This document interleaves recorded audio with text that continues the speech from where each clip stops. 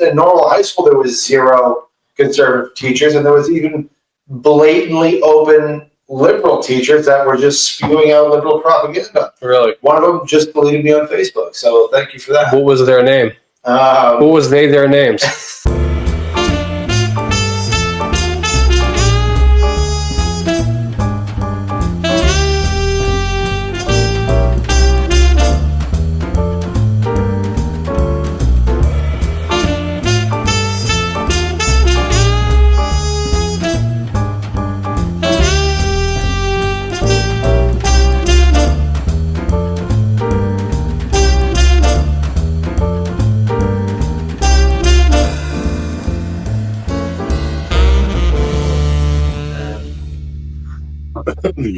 But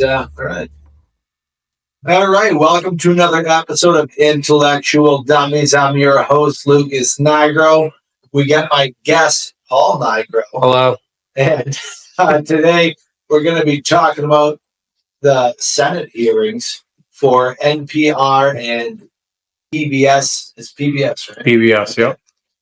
We're going to be talking about the Senate hearings for NPR and PBS broadcasting stations and how they're using tax money to just peddle leftist propaganda.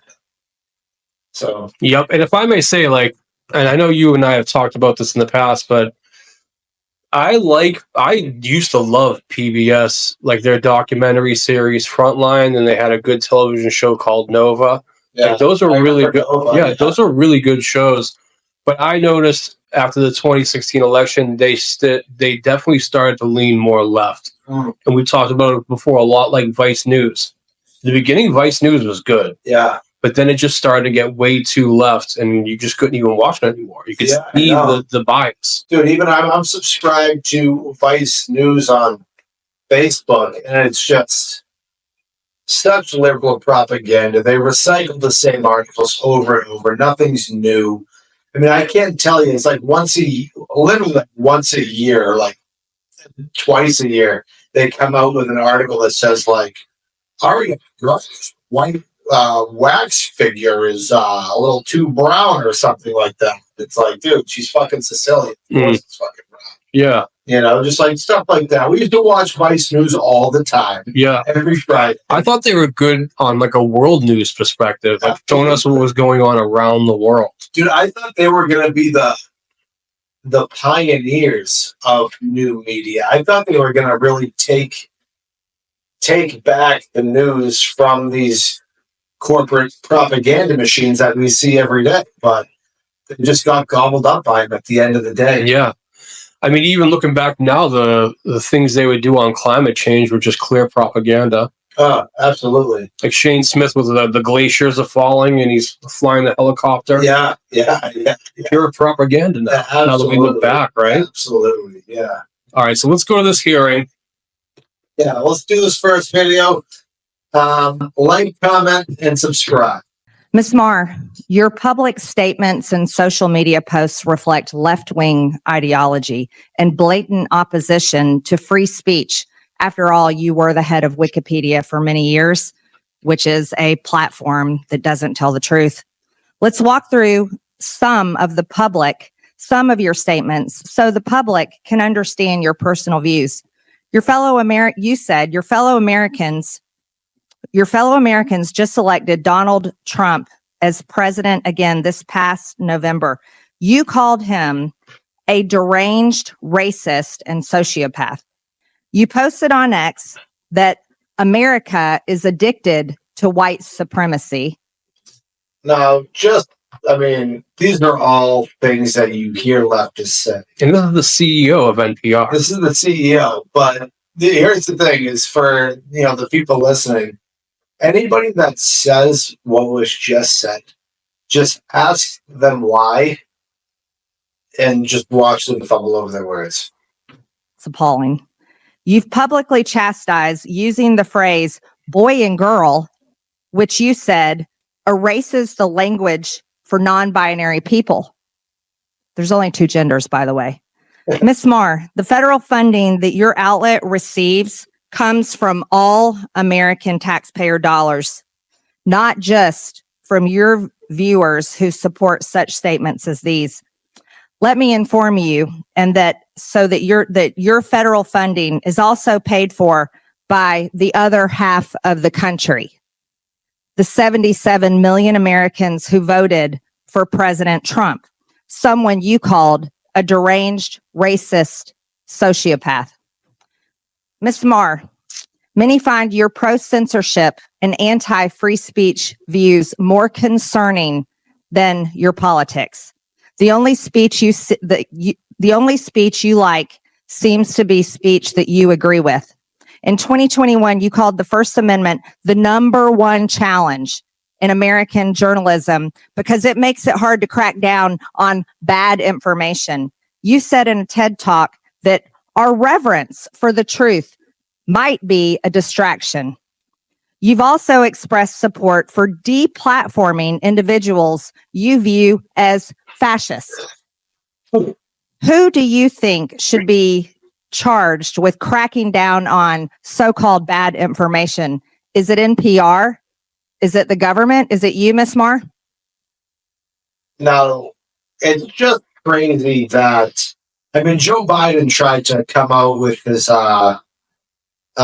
like some type of like Ministry of Information or something like that. Did he really? Yeah, something where they were gonna fight misinformation and stuff like that. I don't think they ever got the ball rolling on it, but he definitely tried to do it. I remember it specifically. But you know, things like this and what Marjorie Taylor Greene just said is the antithesis of freedom of speech, because when you have bad ideas, they're only countered by good ideas. That's the whole point of freedom of speech. When you censor people, those might be the good ideas. Those might be the constructive criticisms that you need. I mean, take COVID, for example. They censored all the COVID stuff. Meanwhile, conservatives were right the entire time. It was made in a lab. It is not that deadly. Everybody overreacted. This is things that conservatives knew from day one, and liberals only learned years later. There's a million examples of that. Mm-hmm. I agree. Congresswoman, Madam Chair, thank you so much for the opportunity to address this. I know. Do you is it Did I mention how I find her wildly attractive? I love her. Let us know in the I comments. have a crush on both Marjorie Taylor Greene and this woman here. I'm not gonna lie. Oh shit. I'm sorry. Sorry about that. Is it up to you and NPR to crack down on bad information or decide the truth? Answer the question, yes or no, Ms. Marr. Absolutely not. I'm a very strong believer in free speech, and I believe that more speech. Your public statements say otherwise. Ms. Marr, in 2021, when speaking at an Atlantic Council event, you said that when you were CEO of Wikipedia, you took a very active approach to disinformation and misinformation. During the COVID pandemic and the 2020 election, you said you censored information through conversations with government. Which governments were those, Ms. Marr? The Biden administration, yes or no? Madam Chair, Wikipedia never censored any information. These are your public statements, Ms. Marr. Ms. Marr, are you familiar with Section 399B of the Communications Act? It prohibits non-commercial education broadcast stations, NCEs, from airing commercials on behalf of for-profit entities. The FCC recently opened an investigation into the underwriting announcements and related policies of NPR and PBS. Does NPR air commercials for for-profit entities, Ms. Marr? Yes or no? Madam Chair, we are in full compliance with the FCC's inquiry and will continue to cooperate. I remind you, you're Thank you, lawyer. under oath, and violations of the Communications Act comes with a fine up to $10,000 and possibly up to a year in prison. Now, do you think a $10,000 fine to that woman with the money she has means anything? Yeah, it's nothing. Or even a It's year nothing. in prison? Well, is it to the organization or to her? I mean, I guess regardless, It doesn't matter. Yeah. It doesn't fucking A matter. year in prison, she could get a good lawyer and they sentence that down to 5 months. Yeah.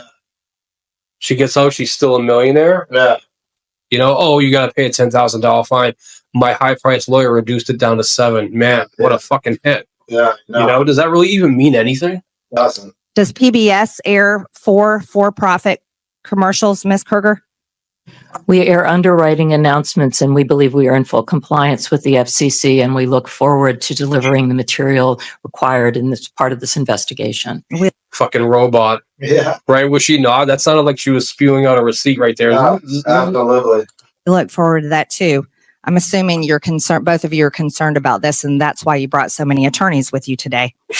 Ms. Kruger, using taxpayer subsidies, PBS funded Independent Lens to make documentaries for part of your programming. In 2016, Real Boy was aired about a trans teen navigating adolescent sobriety and the ramification of his gender identity. In 2022, the same series aired Our League, in which a trans woman comes to her old school Ohio bowling league in a story about transition. Then in 2024, A Racist Trees was aired, telling a story of how in Palm Springs, a Black... Tonight at 8 o'clock on PBS, it's Racist Tree. Yeah. Are you serious? You thought trees were Yeah. okay. Tune in when these Black people found out that these trees were racist. neighborhood fights to remove a divisive wall of trees. Do you think PBS needs to fund ridiculous A bunch of trees screaming the M word. material such as this? That A bunch of trees they just grow nooses. Yeah. Oh my God. Oh, that's awful. taxpayers are having to pay for? These are documentary films that are point of view pieces that are part of our primetime schedule for adults. And parents and adults don't trust that type of programming. I mean, if that was a private company, yes. But if Yeah. our tax dollars are going towards it, that's not cool programming. It's not. I mean, show me the news story that says there's only two genders and here's why. You know, instead of, oh, the transgender woman went to her bowling Mhm. and smoked everybody. You know? Yeah. Exactly. You know? Exactly. And, you know, those stories don't exist. I could watch Marjorie Taylor Greene and that other woman go back and forth tit for tat all day long. Yeah. You know, and I might sound like a misogynist guy for saying this, but they're both like a different type of bitchy woman. Yeah. Where it's like, you know, as a fan of fighting, sometimes when you see two people fighting, you're like, ooh, these two are going to be a good little matchup, aren't they? Yeah. Marjorie Taylor Greene and that other woman, I could watch them do that all day. Yeah. Just love it. You know what I'm saying? All right, so let's continue on. Got some more MTG. This one's Jim Jordan. Thank you, Madam Chair. Ms. Maher, who is Uri Berliner? Mr. Berliner is a former senior editor, That's all? former senior business editor for NPR. How long do you work at NPR? She was like ex-lover. I mean, I believe he was there just over 25 years. 25 years? Award-winning journalist? Did he win any awards? Our time to Peabody Award? That's pretty important, isn't it? That is So absolutely. pretty distinguished journalist, right? Certainly. And he wrote a long story about what you do at NPR. Is NPR biased? Congressman, I have never seen any instance of Never? political bias determining editorial decisions. No. Well, Mr. Berliner, You know, everybody laughing in the background. Was story. That's so funny. We both went to pause that too. Yeah, that was great. I would have laughed too out loud if I was there. But for her to say that, especially after the video we just watched, like how ridiculous. yeah, I know. But she gets paid the big bucks. Last year wrote, I've in the DC area, editorial positions at NPR. Who's us is making it full. Oh, maybe. All right. He said he found 87 registered Democrats, 0 Republicans. Is that accurate? We do not track the numbers or the voter registration, but I find that Was concerning. award-winning journalist who worked 25 years at NPR, Mr. Berliner, was he lying when he wrote that? I am not presuming such. I just we don't track that information about our journalists. 87 to 0, and you're not biased. I think that is concerning if those numbers are accurate. It's concern. I mean, it wasn't 44-43. It wasn't 60-27. It wasn't 70-17. It wasn't even 80-7. It was 87 Democrats, 0 Republicans, and you say NPR is not biased. How about the big stories over the last few years? According to Mr. Berliner, again, he wrote on the Trump-Russia story, he wrote, at NPR, we hitched our wagon to Trump's most visible antagonist, Representative Adam Schiff. They said they interviewed him 25 times. Is that accurate? I was not there at the time, but those numbers sound accurate. Yeah. Those sound. Now, just we all remember Adam Schiff Shifty saying, show. saying, "I have the papers on my desk." That's 100% inconclusive or conclusive evidence of this Russian propaganda. I remember. And here we are. Mm-hmm.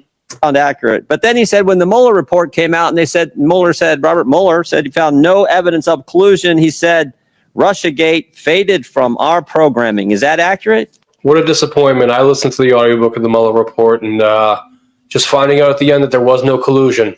Yeah. I remember that. I felt extremely ripped off, I have to say. Again, I was not there at the time. I couldn't say. You couldn't say? I was not at NPR at the You time. didn't prepare for that? You knew we were going to ask you about this guy, didn't you? It's come up like 6,000 times already in the hearing. I just couldn't say whether it faded from our coverage, sir. How about this story? October 2020, the New York Post had the Hunter Biden laptop story. And one of those editors, I guess one of those 87 Democrat editors, said this: we don't want to waste our time on stories that are not really stories. We don't want to waste the listeners' and readers' times on stories that are just pure distractions. Was that a pure distraction story? Our current editorial leadership believes that that was a mistake, as do I. Yeah, the whole country knows that was a mistake. Definitely impacted the election, or I think it certainly impacted the election. How about the COVID origin story? That's a pretty big story too, right? Mr. Berliner said, we became fervent members of the team Natural Origin, even declaring that the lab leak was debunked by scientists. Turns out, though, the lab leak is what most people think actually caused. The fact that there's Team Natural Origin, Yeah. you know, we firmly became alongside Team Natural Origin. the COVID virus. Sorry, is there a question there? There is. You guys were 0 for 3 on the three of the biggest stories in the last 5 years. You guys were 0 for 3, and yet you maintain that NPR is not biased.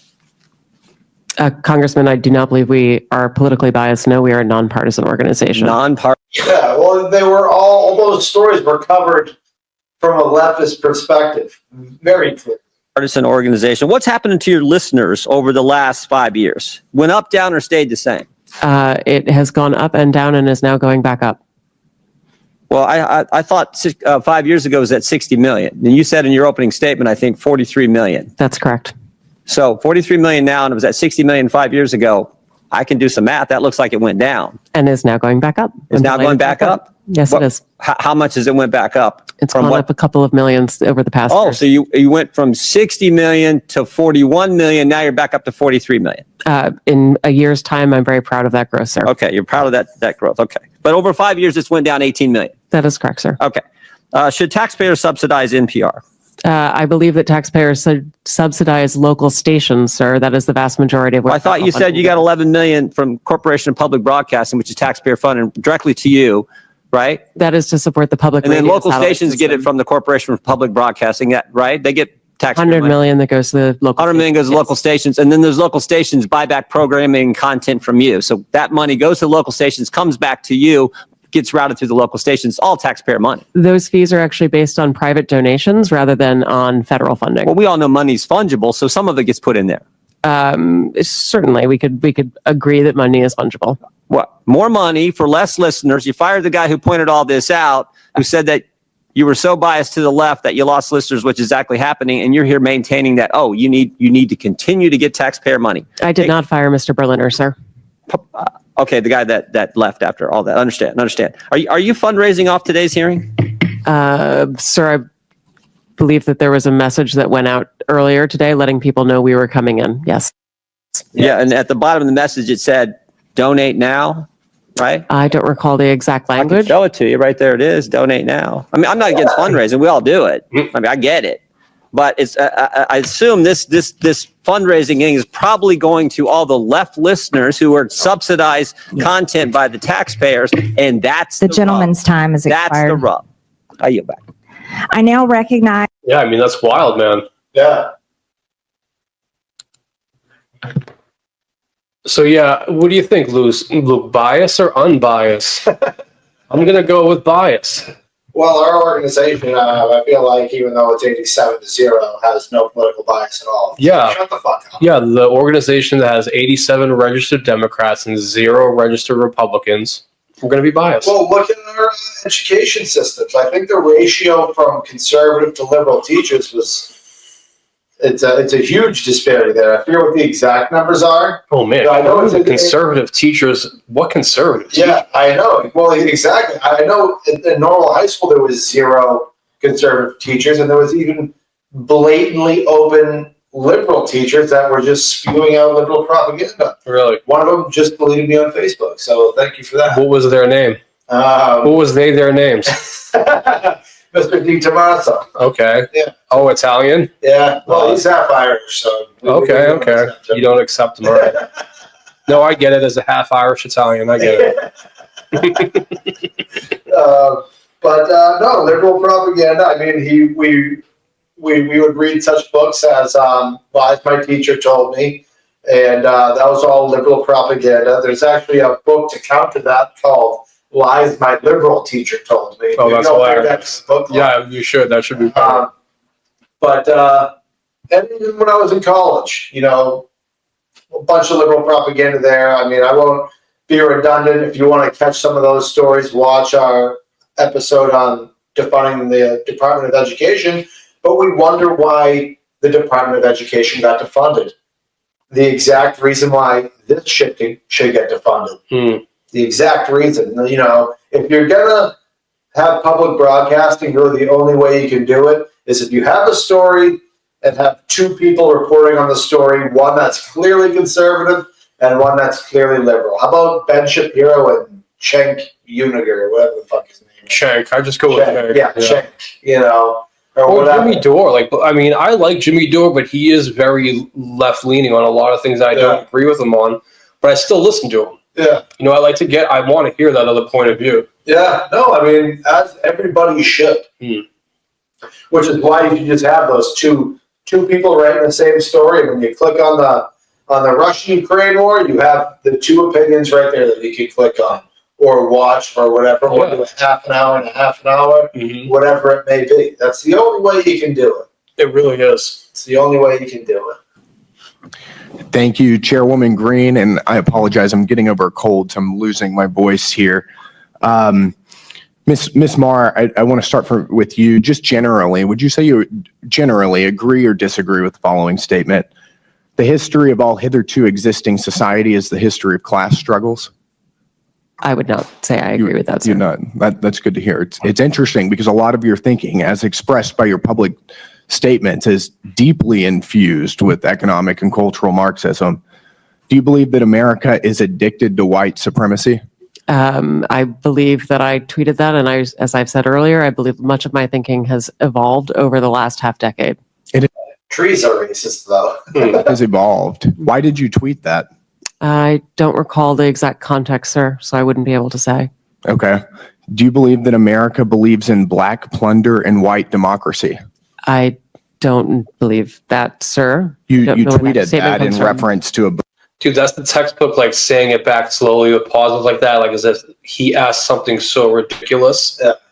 But she tweeted it. Yeah. Book you were reading at the time, apparently the case. I don't understand why you would say that. You fucking tweeted it. That's why we're saying it. You said that. I don't think that. I hate when people do that. Case for reparations.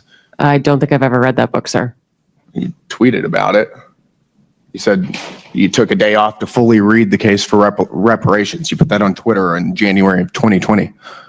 Apologies, I don't recall that I did. Okay. I'd no doubt that your tweet there is correct, but I don't recall that. Okay. Do you believe that white people inherently feel superior to other races? I do not. You don't? You tweeted something to that effect. You said, I grew up feeling superior. How white of me. Why did you tweet that? I think I was probably reflecting on what it was to grow up in And that's just Democrats being the real racists that they are. Yeah, it's They very true. say it out loud. Said it out loud. an environment where I had lots of advantages. It sounds like you're saying that white people feel superior. I don't believe that anybody feels that way, sir. I was just Except for me in 2020. reflecting on my own experiences. Do you think that white people should pay reparations? I've never said that, sir. Yes, you did. Said it in January of 2020. You tweeted, yes, the North. Yes, all of us. Yes, America. Yes, our original collective sin and unpaid debt. Yes, reparations. Yes, on this day. I don't believe that was a reference to fiscal reparations, sir. What kind of reparations was it a reference to? I think it was just a reference to the idea that we all owe much to the people who came before us. That's a bizarre way to frame what you tweeted. We all owe much to the people that came before us. Can we unpack that for a second? What does that mean? Yeah. Like, who came before us? I mean, reparations to the Native Americans who already got reparations? Is that what you're talking about? Or to the black people who weren't here before us? We were here before them. So it's like, what the fuck are you even talking about? Yeah. Okay. How much reparations have you personally paid? Sir, I don't believe that I've ever paid reparations. I don't believe that. Come on. Okay, it's just for everybody else. I'm not asking anyone. Seems to pay to be what you're reparations, sir. suggesting. Do you believe that looting is morally wrong? I believe that looting is illegal, and I refer to it as counterproductive. I think it should be prosecuted. Do you believe to the it's full extent of the morally law. wrong, though? Of course. Of course. Then why did you refer to it as counterproductive? It's a very different way to describe it. It is both morally wrong and counterproductive, as well as being You illegal. tweeted, "It's hard to be mad about protests," in reference to the BLM protests, not prioritizing the private property of a system of oppression. You didn't condemn the looting. You said that it was counterproductive. NPR also promoted a book called In Defense of Looting. Do you think that that's an appropriate use of taxpayer dollars? I'm unfamiliar with that book, sir, and I don't believe that was at my You time at tweeted NPR. that you read that book, but I don't believe that I did read that book, sir. do you? It's a lot of books that Spitch doesn't fucking remember reading. Unacceptable. Yeah, I know every single book that I've ever read. I mean, me and you crush more books than the average person. You're going to remember taking a whole day off, and tweeting about the book after you read it because you wanted a virtue signal, and you got all your likes, and you got all your comments. But she didn't remember any of it. She didn't remember any of it, apparently. It's bullshit. It's total bullshit. Defund this shit. You think that a few years ago, NPR educated America about, quote, the whole community of genderqueer dinosaur enthusiasts. Do you think that that's an appropriate use of tax dollars? I was not at NPR. I now just don't believe in dinosaurs because of all that said right there. Yeah, you're going to have to reconvince us. Like, dude, I now officially don't believe in dinosaurs. We listened to a good audiobook about the bone wars, Yeah. showing that there could be a lot more species that they're a lot less than what we think. Yeah. But that, whatever he just said, I'm against it. Gender, yeah. Let's just go back a second. Genderqueer dinosaur enthusiasts. Do you think that that's Genderqueer dinosaur enthusiast. Yeah, because we got to an make sure appropriate we use of label tax them dollars? queer. I was not at NPR at the time, sir. That's not the question, though. Do you think that that's an appropriate use of our tax dollars? I think our tax dollars that we use are to be able to provide a wide range So of I'll take that as a yes. You do believe Take that as a yes, exactly. that that's Jesus. appropriate. Your health advisor at NPR also stated in an interview that, quote, fear of fatness is more harmful than actual fat. Would you like to explain how fear of fatness is more harmful than actual fat? That's an editorial at NPR. I am not familiar with the editorial, and I don't believe that was published during my time here. It's called Diet Culture is Everywhere. Here's how to fight it. Do you think that that's an appropriate use of taxpayer dollars? I think any reporting on health is an appropriate use of You've taxpayer spent- dollars, yes. Any reporting of health? That's not a reporting of health. That is How not. to fight diet culture? Yeah, That's the antithesis of being healthy. that's unreal. And you think that editorializing that fat is not unhealthy is appropriate? I don't know what that article is, sir, and I'm not familiar with it, so I This couldn't is say. fake news. Do you think that basic accommodations like doorways or seat belts represent, quote, latent fat phobia? I don't have an opinion. That's on that, also sir. from NPR. Do you think civility is racist? That's just insane.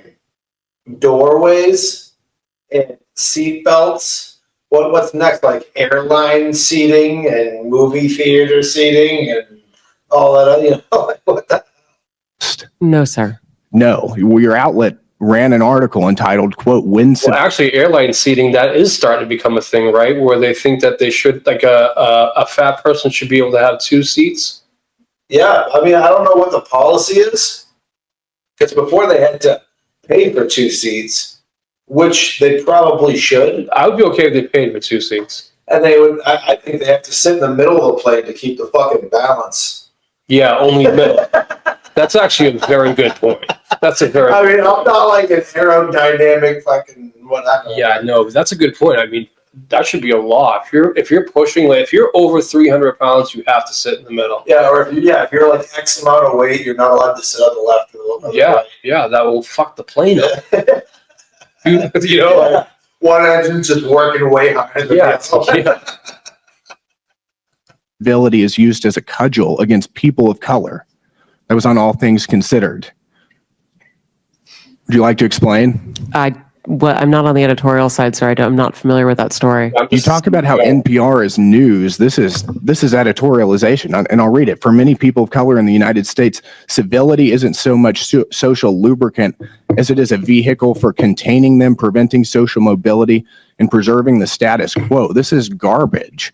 I'll spend all of my time doing everything I can to ensure you guys never get another dollar of taxpayer funding. This is complete garbage. Thank you, Madam Chair. And I'm going to support that guy for the rest of my life. Just for the record. Yeah.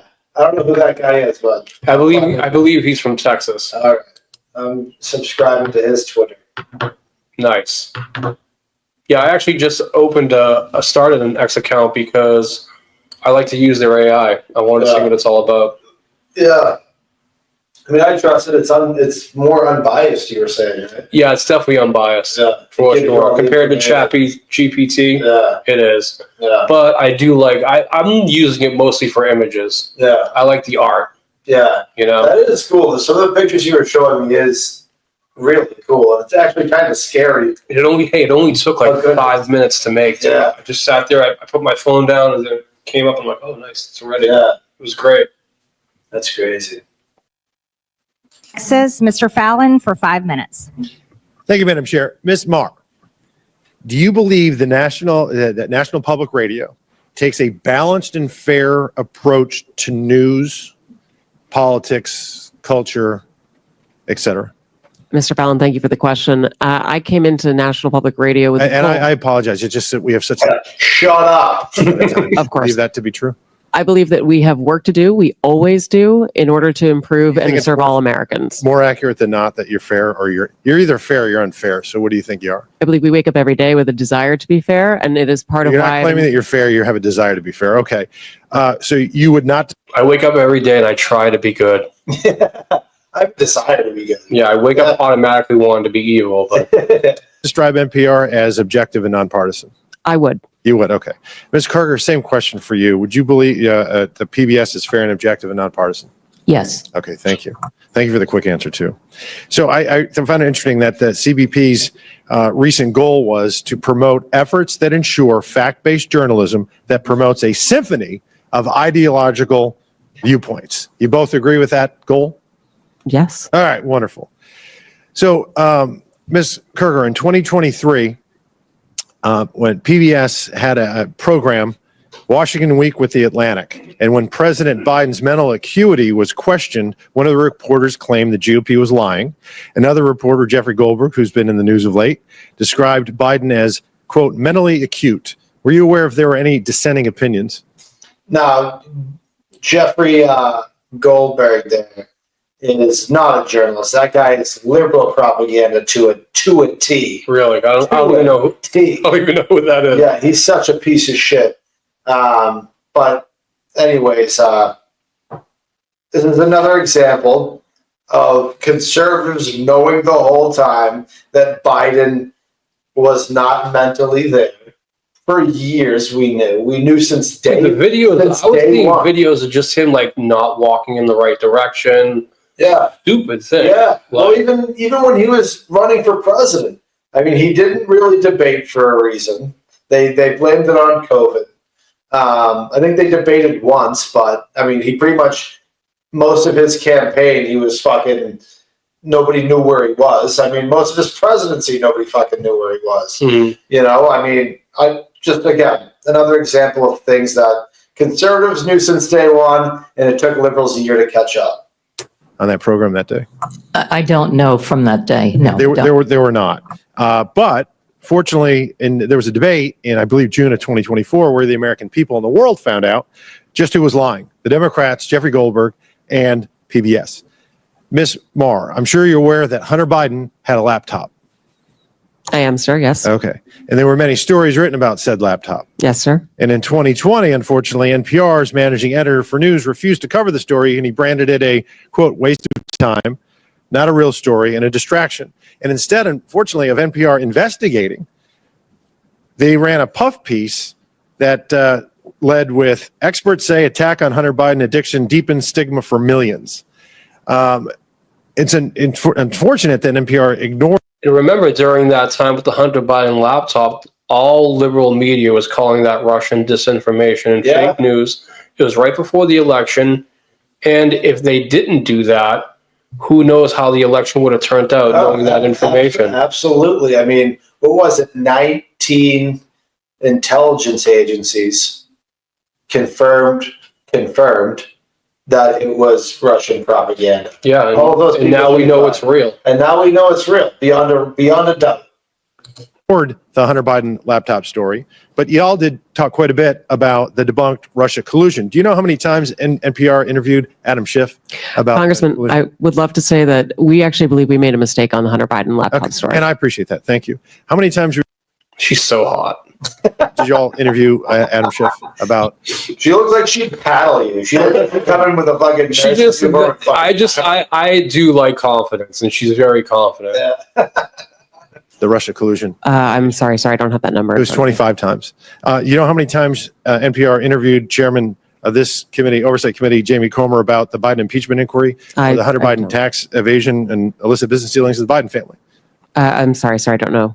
I believe that's 0. So it's 25-0. Ms. Kerger, you're aware there's a political spectrum.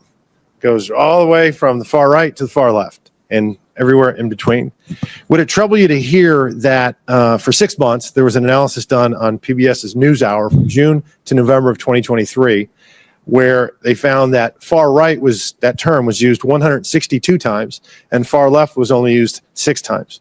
Do you find that troubling? I don't know the study that you're referring to, and I'd be very interested in seeing it and understanding how they came up with those numbers. Media Research Center did a 6-month. The answer is just yes, that's troubling. That's the answer to that. Anything beyond that is just shut the fuck up. Analysis, and it's not how you find it. You say far right, or it's terms. Yeah. They use the term far right 162 times, far left 6 times. That's a 96 to 4% skew. You're also aware that you covered the GOP and Democratic national conventions in 2024? Yes, we did. Okay. Interestingly, 72% of the coverage of the GOP convention was negative. 88% of the Democratic convention was positive. Shouldn't be surprising when you have anchors like Amna Noat, who described the Republican rhetoric as, quote, outright racism and, quote, echoing white supremacy. The reporter from the non-biased news, just for the record, said that. Yeah. Ms. Mayor, NPR, you believe your reporters are fair? You said they're fair and they're working at it. I believe that they work to be every day, sir. They're non-biased. And yet, Even though that they just said that woman just said that at the GOP thing. Just said, yeah, I think they work every day to be non-biased. Yeah. And trees are racist. you have the voter registration issue. I mean, we're all human beings. We're all going to see through the world through a certain lens. And are you aware of any registered Republicans in your newsroom? I couldn't say registered, but I know we have conservatives in our newsroom. Yes. Okay, so the No, you don't. recent registration, when it was looked at, 87 Democrats and 0 Republicans registered. I found that very concerning. Yeah, sir. I would. Not even 40 to 30 or 50 to 20, 87 to 0. But it shouldn't be surprising when their own CEO says things like, I'm so done with late stage capitalism, or calls the president of the United States a deranged racist sociopath. Now, that late stage capitalism comment is such bullshit, because when the economy doesn't do well, they start spouting this late stage capitalism as if we're coming to the end of like an era, and we're just not. It's just what capitalism is. It's ups and downs.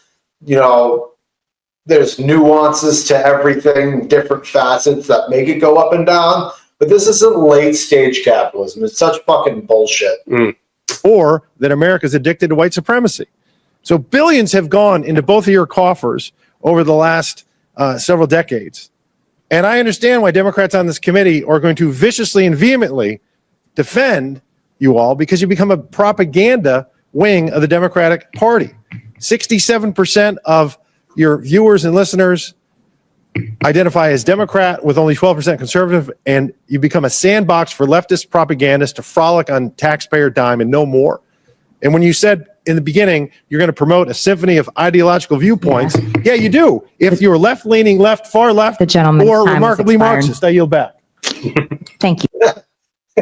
Yeah, that is true. I guess it is a wide variety of just different types of leftist viewpoints. Totally unbiased, by the way. Yeah, trees are racist. I can't get over that. I really just can't get over it. Yeah, like a community like takes down racist trees. Yeah, didn't Pete Buttigieg said there was like racist bridges and Did he? yeah, something about racist bridges and the drag queens and the gay people saying that the U-turn signs were discriminatory in some way. What is the U-turn? What's the problem with the U-turn? I guess it was something along the lines of they were heading out of town away from a gay area, and they just didn't want you to bang a Yui to go back to the gayness behind them or something. I don't know. Oh my God. I don't know, but anything like just it's so fucking dumb, man. And this is what our tax money is funding. Yeah, it's These unacceptable. stories. It's insane. I mean, the Smithsonian, when we looked it up, what was it, like at least 63% of it is funded by federal money. Now, we read some of these things that the Smithsonian came out with, and it was like something like keys to white culture. Yeah, like something how like the that. keys to white culture. Yeah. And it was, this is white culture for anybody that is listening. According to the Smithsonian, it's the nuclear family, having kids in a white picket fence and golden retriever, being on time, Planning ahead of time. planning ahead, being on time, thinking critically. Yeah, if you don't believe us, just look for yourself. I mean, I didn't believe it when it was reading it to me. I was thinking in my head, like, this has to be a joke, but it wasn't a joke. It wasn't a joke, and it's liberal propaganda at its finest, being funded by our tax money. It's ridiculous. Absolutely ridiculous. Ridiculous. Look at us. Look at us, technology. The technology brothers. A point it's been mentioned The tech a couple of bros. times already at the early start of this hearing about rural and remote. And I have to tell this story. When I graduated from college with a degree in agriculture, I went back to rural Monroe County, Kentucky, and worked on a farm, my farm, for 5 years, full time. Nice whiteboards. Love whiteboards. Farm to this day, but full time. I was in a tractor, sometimes 10, 12, 14 hours a day. And I listened to the radio, and the only radio station I could get that had news was public radio. So I listened to as many hours of public radio as anyone on this panel, I can assure you. And it was a great service. That was 30 some years ago. Today, in that same remote area, I mean, you've got Sirius XM, you've got podcasts, there's internet access now. There's a whole menu of media options now. So, but over time, and I still occasionally listen to NPR because I just want to hear what they have to say. And I don't even recognize the station anymore. Said no liberal ever, by the way. What liberal is like, yeah, I still listen to, Breitbart or the Daily Wire or Fox News. I just want to hear what they have to say. Nobody does. Yeah, I know. They never. It's not news. I feel like it's propaganda. I feel like there's disinformation every time I listen to NPR. And, a media entity like MSNBC or Huffington Post that, in my opinion, consistently spews disinformation. They can do that. They're a private company, but NPR gets federal funds. And I have a problem with that, because if people in Alaska, if all they have is public radio, then all they know is what these headlines say. And they're wrong about COVID-19. And the headlines are in the background. I don't have time to go over all these headlines that are wrong. About Russian collusion, wrong. About the Hunter Biden laptop, wrong. And then there's a story about me. And part of what we went through on this committee during the Biden investigation, which, by the way, ended with Joe Biden's last act as president of the United States, pardoned his entire family preemptively for an 11-year period, which just so happened to be the 11-year period that this committee investigated the Bidens, that we had subpoenaed bank records. I don't think NPR reported about the pardons, but they reported a lot about how there was no evidence of any wrongdoing and things that just weren't true. In fact, How fucking convenient. Yeah. The 11 years that they were conveniently being investigated for are the 11 years they've been pardoned for. I know. Wow. Nothing nefarious there. Nothing at all. Nothing to see here. Yeah. there's a story, NPR, lawmaker leading Hunter Biden House investigation accused of owning a shell company. Well, that's me. Miss Mayor, are you familiar with that story that NPR wrote about me at the height of the Biden investigation when you all were disputing every aspect of our investigation that is 100% factual? We have hundreds of pages of evidence, hundreds of pages of bank records, hundreds of pages of emails. Do you remember the story that NPR wrote about me saying I had a shell company? Congressman, I was not at NPR at the time, and I'm unfamiliar with the story. Where do you get your sources on something like that? That's a very serious accusation, because we're investigating a president and his family who had 28 shell companies. I have an LLC, had 5 properties in it. It's in my financial disclosure form. I've gone into great detail, given lots of interviews, but people that listen to NPR, they're totally disinformed on the truth. And I have a problem with that, because you get federal funds. And I do believe there was a role for public radio 30 years ago, maybe 20 years ago, maybe 5 years ago. But because of technology today, I don't think there's a role for public radio anymore. And I couldn't agree more. Thinking about it, it's like, show me the people that are going to the fucking radio and turning it on and like being like, oh, where's the NPR radio? Yeah. Or like the television with bunny ear antennas, like, oh, I gotta put on channel 2. Yeah. Like those people aren't around. Yeah. I mean, I don't even think really, I mean, it's at the very least a very dying medium. I mean, who really listens to the radio?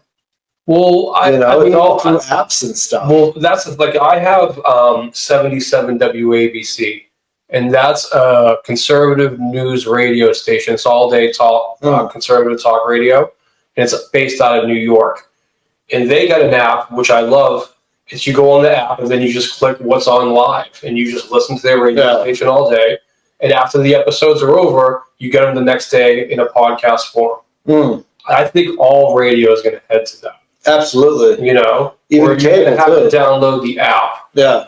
Or unless you are just tuning into the radio. But, Yeah, no, it's absolutely true. I mean, nothing needs to be really publicly funded anymore, because all this information, like it was probably, I'm assuming they made this stuff publicly funded for the people that maybe didn't get the higher cable packages and stuff like that. And they still wanted people to get information and stuff like that. Now everything's like free. But now everybody has something. Exactly. Whether it's your kids are watching, YouTube Kids, or you have cable and you're watching either, the Disney Network or whatever those channels like Sprout or Tune. Yeah.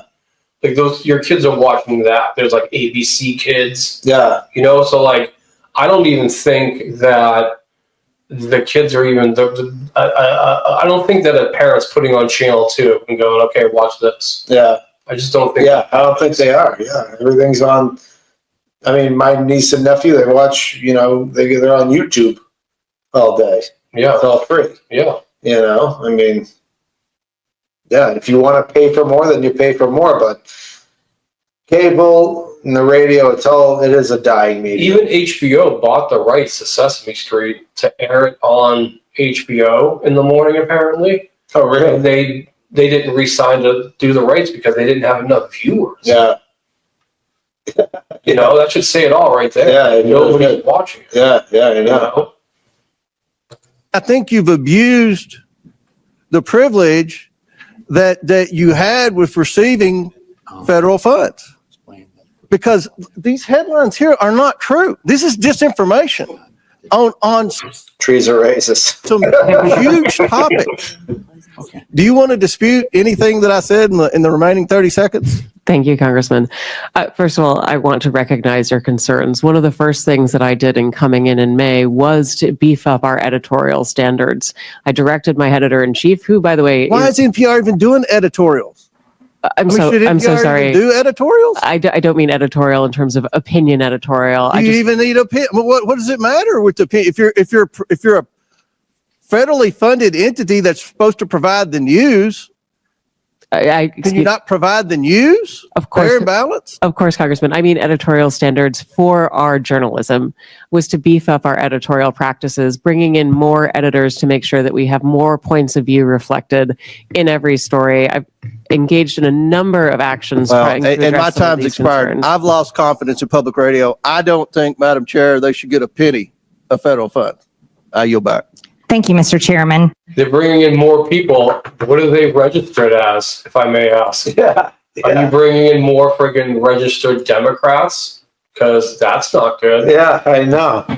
But I do agree where there really is no need for it anymore to have the federal government funding this kind of stuff. Yeah, it's really not. There are too many private companies that are free, free with ads, things like that. Just like a television program, when your kid watches Sesame Street, they're watching it free with commercials, which are advertisements. Yeah. So yeah, and you know what you're getting too. Everything's free. When I watch Breitbart or the Daily Wire, I know I'm getting a right-wing perspective. If I watch CNN or anything else for that matter, I know I'm getting a left-wing. So at least I know what I'm getting, and I'm not being duped into someone who's saying that they're unbiased. Meanwhile, saying that trees are fucking racist. Like every clip we watch, she continues to say that they're an unbiased network. Yeah. It's hilarious. And then they just keep going like, okay, you're the CEO and here's some these tweets about reparations, being addicted to white supremacy, all these books that she conveniently forgot that she read. She remembers tweeting them that she did, saying she read them, but she just doesn't remember reading them. See, this is what I also don't believe, just to put a little nuance on it, right? When you read a book and you make a tweet about it, right?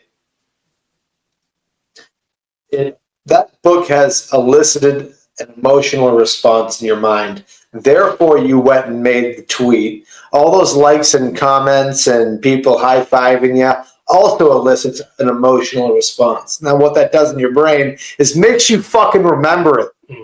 Makes you remember it. I've read 4 books on this shit. It makes you remember it. Either she's just a fucking liar or she's stupid or both. I think if she doesn't remember, she was probably just virtual signaling. In those tweets. Yeah, that's true too. Or how we were talking about before about, hey, maybe someone just came up with 10 grand and was like, hey, post this book. You have 1 million followers. Post that you read this book and then post that we're addicted to white supremacy. And we'll give you 10 grand. Or your kid will go to this college. Yeah, or 10 million. Or whatever, yeah. Or remember you went to that Diddy party? Yeah. And we're going to have pictures of you eating that person. Well, we're calling it in. Yeah. You better say this or we're going to fucking release the videos. Yeah, exactly. All these, you in the satanic Bohemian Grove ritual sacrificing children. Or You can just tell us you read this book. That's what happened with Mayor Eric Adams. All that controversy that surrounded him, that all came out, was released by his own party once he started to be against immigration. Oh, really? Yeah. He just recently left the Democratic Party, Yeah, now he's going to be an independent. Yeah, he's running as an independent. You know, he'll be a conservative soon enough. He probably will be a Republican soon. Yeah. Or maybe he'll stay independent, who knows. Yeah. But I saw a good interview with him and Tom Homan together because they had that like war for us and then they met up. And even Homan was like, this guy's a cop. He wants what's best for the streets. Yeah, yeah. You know? Yeah. Well, that's good. That's good. You know, I honestly, I trust police officers being politicians because they've seen it. Yeah. They've seen it. They're going to be unbiased. They know what's up. They've seen the worst of the worst. They know what's going on. You know, so. No, I agree for sure. Well, all right. That's it for the Senate hearing clips, the highlights. Let us know what you think in the comments. Do you think that all of this should be defunded? Let us know. Debate in the comments. And if you've made it this far, like, comment, subscribe. Follow us on YouTube, X, Instagram, and Facebook. And I might have forgot one. I'm not sure. But just follow us. And thank you for watching.